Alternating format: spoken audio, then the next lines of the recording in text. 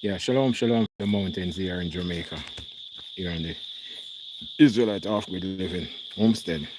Let you be praised. Sitting out here this morning. The sun is risen, and we are here for another word as we see what is happening in the continent.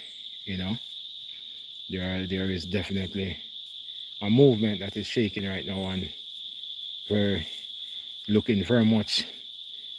We have read about a lot of prophecy being filled, and we have seen the prophecies being filled each day. And by no certain, the land of what they call Africa is always in the center of things because it's the main resource land of the earth that provide the minerals and all and most resources that the world needs.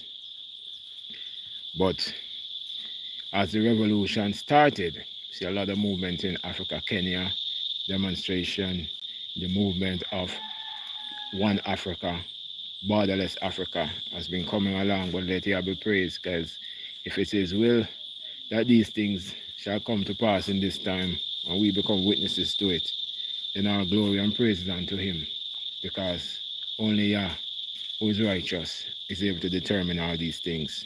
It's very interesting that, in the southern Africa, the Bantus, not only in southern Africa, but, the Bantus are there, which call themselves Bantus, but more or less are the scattered seed of the house of Israel.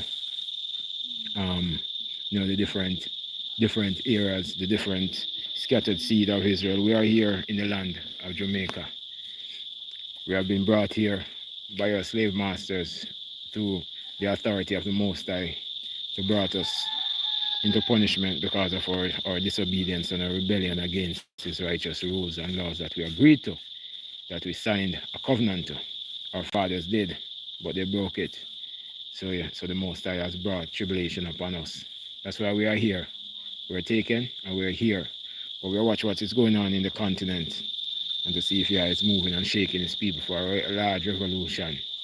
Because many people have talked about it, about Africa Unite and how the Western people don't want a unified state because of the strength that they will garner from it. But I know in every revolution, a lot of people will be disposed who is fighting to hold on to whatever power and authority they think they have. They will be disposed by the people and destroyed and be killed, because that's how revolution is. People live, people die. Wars. You know what I'm saying? Because what is happening, just watching what's going on in the continent, we know that not all people in Africa are Israelites. We know that. There are people that follow their customs and the tradition of the fathers way back and continue in the land. Example, we hear about the Lemba, we hear about the Igbo, we hear about, some of the Israelites in Ethiopia that has been outcast by the modernized, Cushites from Ethiopia. But we give thanks that if we are witness to this and we are able to see, the prophecies and certain things being fulfilled as we watch the scriptures, as we read in the book of Daniel, as we read in the book of Revelations, as we read some of the prophets in the book of Ezekiel and even in the book of Isaiah, and what we see is going on, there's definitely a movement even as we speak, because we talk about, Ezekiel 37, 38, talk about Daniel 8, we talk about the book of the prophets, we talk about the Revelations. And what we see right now is much movement, as I don't come to stay long on this live, but just to say what is happening in the continent. As the revolution started, is it the beginning of years and years and years and years upon colonial rule and separation of the peoples. But we watch and see with an impudent eye, with an eye rather. We watch and see with our eyes, keen focus on what is happening, and our ears out, and our boots on as well. When your fathers was leaving Egypt, he gave us the word to our prophet Moshe that on that day we must eat bitter herbs with a staff in our hands and boots on our feet, because redemption joint nigh and we need to get ready to leave the land of our bondage. I mean, we are still unoccupied people here in the West because by no such imagination we have our own authority here because we are subject to the rules and the laws that they place over us through colonial masters. You know, I mean, we still continue to live as our father lived. You see, my rooster, he tends to get a little bit chirpy. But our father lived and they were in Babylon captivity, under the Chaldeans. And the father gave them instructions, say, increase, do not decrease when you are there. Increase, because it is he who has sent them over us. So in the same construct, we are following those principles here in this land of West that they took us. That we are living, we are increasing, and do not diminish. Send your daughters into marriage, give your daughter into marriage, take women, daughters for your sons. So we increase and that not diminish in the land of our captivity. But if you follow this West and this world, we wouldn't increase. But at the most I be praised. This is, the revelation, the revelation, the fulfillment of scriptures. A lot of stuff will be seen in our time. A lot of people won't believe. A lot of people heart will leave their chest. You know what I mean? So we are looking at a lot of moving parts.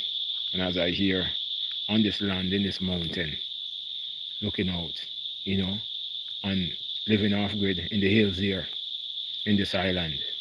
I mean, what can I say? We still partake in certain things, but we still have to watch ourselves and keep ourselves set apart. As he has said, he's set apart, and we are set apart people returning to the Most High, to his son Yeshua HaMashiach. I'm outside in my work clothes because I've been doing some work this morning. You know what I'm saying? And we just start to just hop on quickly based on what we saw that was going on and what is happening. And the revolt and the cry in this time.